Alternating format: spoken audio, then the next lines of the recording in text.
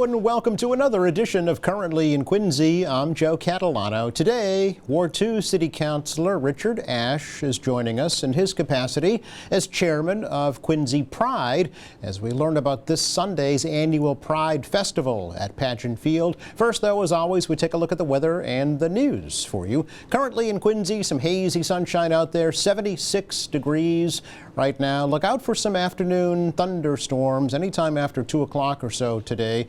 Right through 8 o'clock this evening, could see a pop-up shower or a storm. Temperatures in the muggy upper 70s. Gradual clearing this evening. Lows drop off into the mid-60s. And once again, a split weekend with off and on showers tomorrow. A lot of clouds, kind of humid, with highs tomorrow into the mid-70s. Much better on Sunday with a mix of sun and clouds. A slight risk for an evening shower on Sunday at a high 70 degrees. The showers could linger over into Monday morning, and then some clearing later in the day on Monday with highs in the more comfortable mid-60s. Again, hazy and 76 in Quincy right now. Checking out the news for you today, Quincy City Council is considering a proposal that would provide some tax breaks for the Grossman companies and their plan to build 256 apartments and some retail space along Granite Street in Quincy Center. Mayor Thomas Koch is proposing to add that property that's currently home to the TJ Maxx and other retailers and the Star Market to the city's Housing Development Incentive Program. That would allow him to negotiate with the developer for tax exemptions for up to 20 years. Now, Koch says the details of the tax agreement have not yet been finalized. Well, it depends how it's written. It's not an exemption. It's partial exemption. So much like Peter O'Connell built a 15-story building, and he got a tax deal, which he pays every year a certain amount, but it's less than what would normally be. And then it hits, I forget what year it is, and then it goes to the full. Otherwise, we wouldn't get some of these things out of the ground. We wouldn't get them built. The cost of construction today is really, really crazy, particularly in the Northeast. So we're trying to provide some incentives. So the property will still be getting more taxes than we would have otherwise, and so that's positive. It's a good thing in the end. So I know that's a negotiated thing, and I don't know that we have finalized the negotiation on it with what it will be per year and how many years it will go. Now, residents at a public hearing earlier this week said the development should not receive tax breaks because they're not planning to include affordable housing in their project. However, the mayor says some affordable apartments are part of the plan. Another public hearing will be held on June 16th. Quincy City Council also considering a proposal to change the zoning laws around the Crown Colony Office Park in West Quincy and the North Quincy T Station to allow for more transit-oriented developments. Quincy Deputy Planner Rob Stevens says the idea, especially at Crown Colony, is to make it easier to fill some vacant office space. I know when I look up there, you see tremendous amounts of surface parking lots. So that's one of the worst, uses of land. So there's an awful lot of surface parking lots. They're empty an awful lot too. So I even see, it's 16 parcels. We may even see some subdivisions now, minimum 1 acre under the zoning, but some of those parcels are 10, 12 acres. So it'll be an interesting journey. I think the city will embark on to see the reinvestment back into this Crown Colony area. The city councilors that represent those impacted areas both support the zoning change, saying that it will help bring more commercial tax revenue to the city. A public hearing on that proposal will also be held on June 16th. The Quincy Police Department recently honored former members of the department who have died. The annual Police Memorial Sunday service last Sunday at the Police Memorial at Mount Wollaston Cemetery brought out family, friends, and colleagues of late Quincy police officers. Chief Mark Kennedy said the ceremony is a lasting tribute to all members of the department. We come together not only to honor those we have lost, but to affirm something deeper. That memory, when held with dignity and commitment, defies the erosion of time. There's a truth that many of us know but seldom speak aloud. Eventually, all graves go unvisited.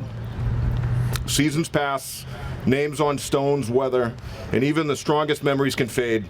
But here among us, among this department and this association, our departed members are not forgotten.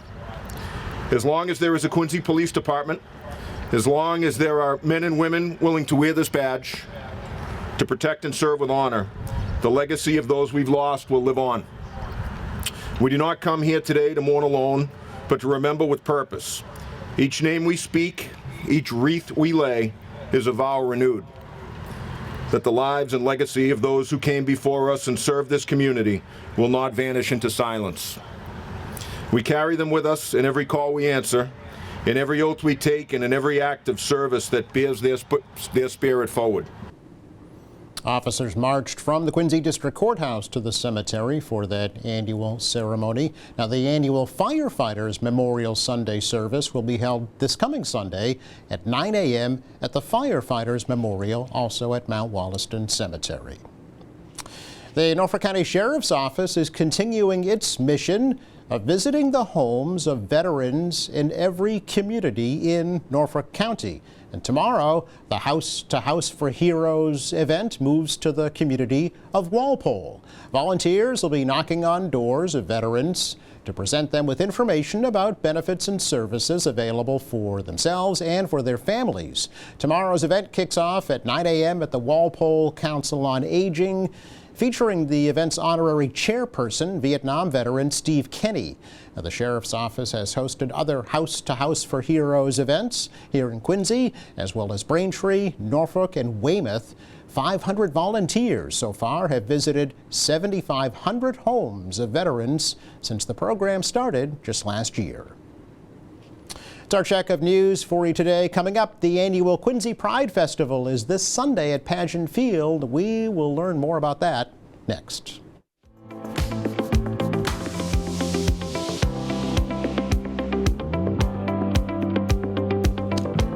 Welcome back. Right now, the weather on Sunday looks really good for the annual Quincy Pride Festival. It's happening Pageant Field from noon to 5 p.m. Chairman of Quincy Pride, Quincy Ward 2 City Councilor Richard Ashe is joining us today to tell us a little bit more about it. Yes, thank you for having me. You brought the good weather on a Sunday, Richard. I know. It seems like it's only weekdays that are nice. I know. Although there is rain tomorrow, but that's okay. Well, what comes after rain, right? Right. A rainbow. Exactly. So it'll be perfect. Perfect.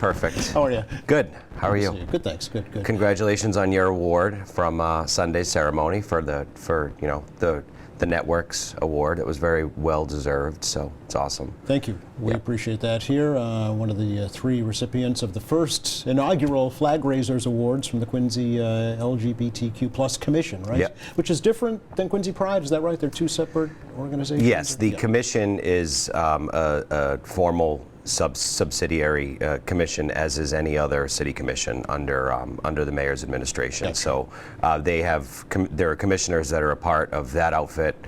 We seemingly over the years have all overlapped in different capacities, but Quincy Pride is a 501c3 nonprofit founded in 2018. Our mission is to promote diversity, equity, and inclusion in and around Quincy and the South Shore. So we've done that in different capacities over the years. We've tried, or I shouldn't say we've tried, we've successfully held different variations of town halls and tried to get into the school systems. Given the transient nature of seemingly our board over the last couple of years, we're focused now really on having a great festival in June. So that is coming up this Sunday. Yes. So did Pride come first and then the commission? Was that the timeline? Yes. Okay. Yeah, I believe so. I believe, actually, I don't know what year the commission was established formally, but I believe the nonprofit was first. Okay. Yeah. And I know the commission is one of Councilor Liang's kind of keystone accomplishments in her tenure. Yeah. And she still serves today. One of her babies on the council. Yeah. Correct. Yeah. Deservingly so. I mean, she's done really well with it. Jim Petosa at the United First Parish Church, John McDonald, Chris Walker, and a number of other representatives of the city have done really well with it. And we've all overlapped, which has been nice. Yep. So what is Quincy Pride, Richard? Quincy Pride has become I would say, the flagship Pride Festival on the South Shore. Wow. Okay. I'm a little disappointed because we used to say it was the first Sunday in June, and this year we're not the first Sunday in June. But that's only because June 1st was a Sunday. Right. And we know the Free Jacks are great friends to the city, so we kind of have to work around their schedule if we want Pageant Field, which we want, of course. Oh, did they use Pageant Field last Sunday? They used Pageant for parking for their games. So I don't know if there was there may have been something else, but I know the schedule's a little transient. But the first was last Sunday, so we're missing that mark, but that's okay. Well, the whole month of June is Pride Month, right? That's true. Yeah. As long as we try to stay clear of Boston Pride, which is next weekend, Gotcha. and then Providence Pride's the weekend after. So it's a month long, and I'd like to think that we kick it off the right way. Sure. Yeah. Here in the queue. Okay. So we're back at Pageant Field, which folks will be very happy with. Last year we had the festival at the Fox Rock lot, the Ross lot. I'm sorry. Kilroy Square. Yes. No, it wasn't Kilroy Square. It was one of the Fox Rock lots, which is I didn't realize was a tongue twister. By the General's Bridge. By the General's Bridge. Yes. Okay, Yeah, and that was our temporary home, which it worked out well. Okay. But folks will be really happy to be back up at Pageant Field. Yeah. So that's going to be exciting. We have a packed afternoon, noon to 5, entertainment all afternoon, which I'm sure you and I will cover. But yeah, entertainment all afternoon, a number of food trucks, kids entertainment, balloon artists, face painting, and 40 plus local and LGBTQ oriented vendors, whether they'll be promoting community services. You have outfits like Department of Children and Families, Bay State Services, a number of our sponsors, which I'll cover. Please. But then also a few dozen vendors that sell, whether they're local individuals that sell merchandise or LGBTQ collectives that sell great items. Sure. Do you know how many years has Pride been going on here in Quincy? Is this the 7th? 2018. Okay. Did it skip a pandemic year? 2020 was online, was virtual, Yeah. and then we had a last-minute cancellation in 23. Okay. So, but other than that, we've held strong. So, yeah. And how has it morphed or changed or grown over the years? How would you say? I think and I'm speaking for a board of there's about 8 of us. So Joanne Robertson's the vice president. Rafe Johnson's been the treasurer for quite a while. We have Genevieve Santilli, David Taylor. David Taylor's been on the board since 2018, actually, since its inception. We have some new individuals this year from Mountain One Bank, Sarah Duanick and Aaron Galvin. So with the board and with the different individuals come different ideas, Sure. right? I always say, especially in the capacity as the president or the chairman, I want folks to feel like they're adding to the festival, to the day, and that they have some say in it. Sure. I don't like to have people just follow out the festival that as it's always been, Yes. or say what I would prefer. I want everyone to feel like it's a day that they're proud of. So with each addition or to the board comes different ideas and different items. So this year, I think the youth segment is going to be a little more in addition to what it was last year. So we've got obstacle courses for the kids, two large blow-up obstacle courses. We have a balloon artist. She aims to make sure every kid leaves with a balloon animal. Wow. And I think the woman's name is Linda Peck. I'm really interested. She seems very gifted. So she says they last months. Is that right? So I'm going to take her word for it for now. But, okay. And then maybe we'll see them in the Flag Day Parade. Maybe we will. Yeah. We have face painting. Kristen Paluzzi will be there. Face painting. Kids love that. And Bluey. Oh yes. A number of other characters coming. Okay. Yeah. So we have noticed over the years that really parents love to bring their kids, and the kids like it a lot. And then in addition to the entertainment portion, and then we also have, the last couple of years we've added the scholarship segment. So Okay. we'll be awarding 2 really great high school students with scholarships, one from North Quincy High, one from Quincy High, and whether they carry out the mission of being a great ally or if they identify as a member of the LGBTQ community and they've worked in the school or outside to promote kind of acceptance, diversity, and equity. I see. Okay. So that's going to be great. We aim to do the scholarship portion in the awards.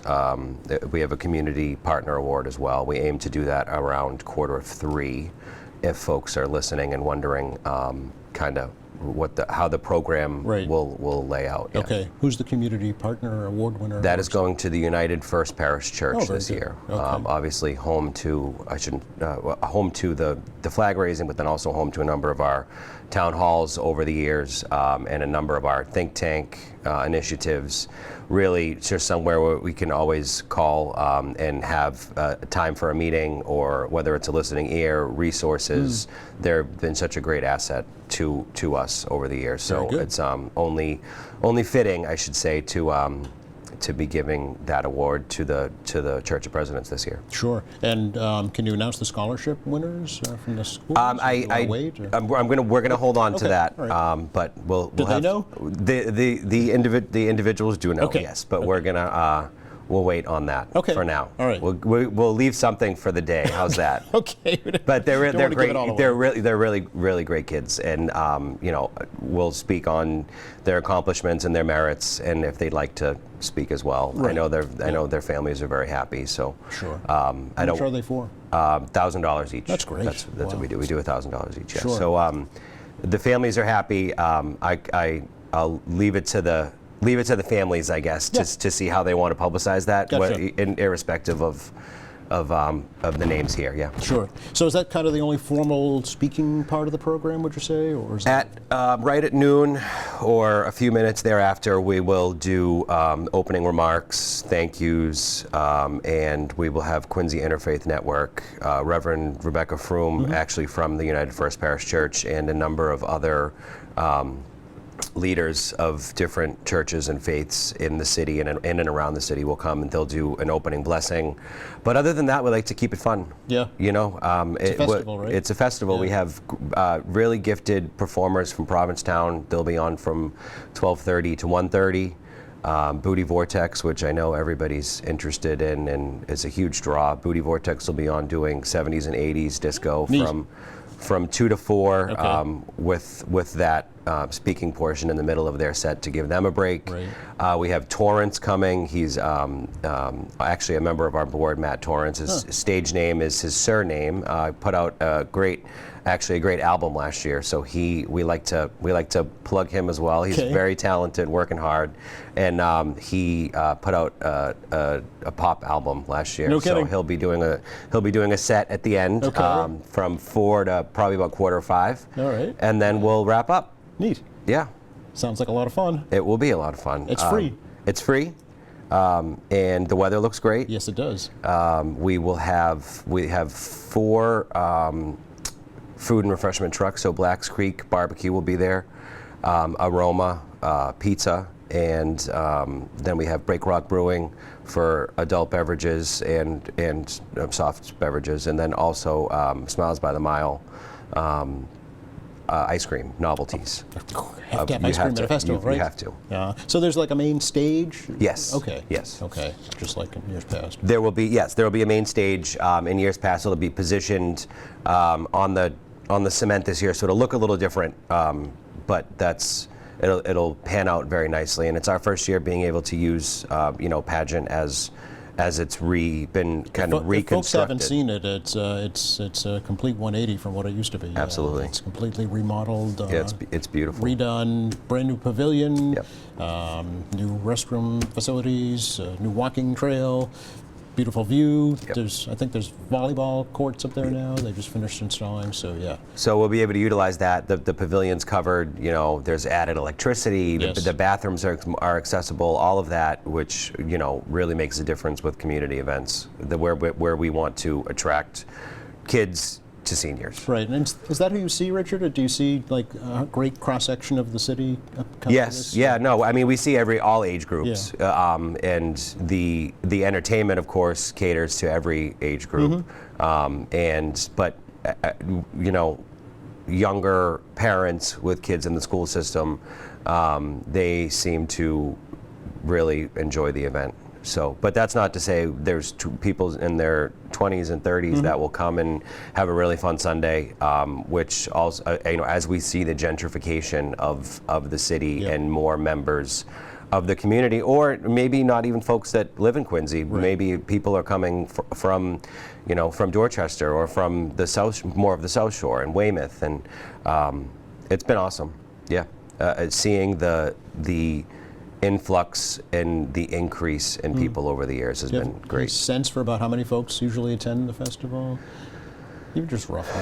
So 2022 was the most well attended. That was about 4,000. Really? And that was because, Joe, we had just come out of the pandemic, so folks hadn't really reinstated their municipal prides, or didn't have any to begin with. Now, over the last couple of years, we've seen, you know, Braintree, Weymouth, Hull, which is great. Or I'm not complaining at all. Sure. But sometimes they Not overlap. competing, right? Sometimes they overlap on the same days, and that's a good problem to have in the community. How's that? Several thousand people then, at least. Yes, I would expect. I would expect 2 or 3. Very good. 2,000 or 3,000. Yep. I know we wanted to talk about some of your sponsors. Yes.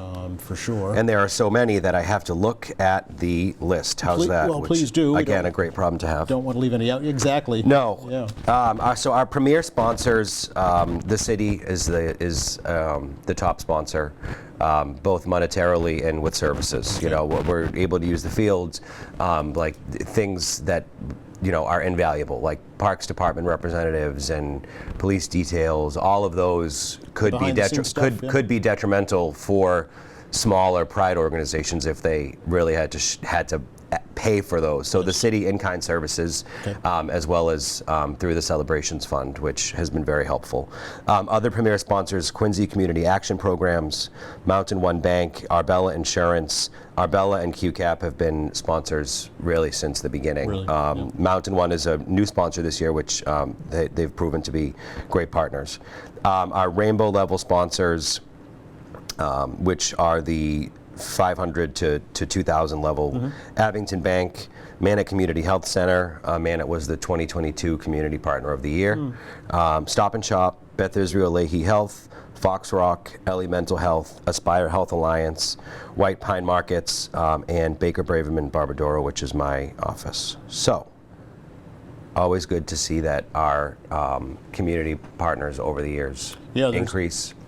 As you know, there's been a lot of discussion nationally about Pride events struggling to get corporate sponsorships. Right. Doesn't sound like that's the case here. No, I mean, you know, if we could have 2 or 3 additional every year, that's the goal, and we seem to have done that this year again. So very thankful. Yeah, I think Boston Pride just put out a statement similar, that they're also seeing strong support despite some of the discussion going on at the federal level, which is wonderful right now. Can you attribute that to anything here locally, do you think, Richard?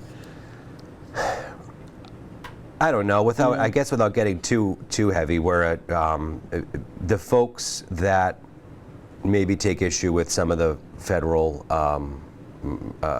changes or don't agree with the federal issues. Maybe they feel more inclined, or maybe this is the boots on the ground way to support that you could see in your backyard, right? It's if folks want to support an organization, a lot of times sponsorship's the best way to do it, and if they can see that down the street from their home, then all the better. Sure.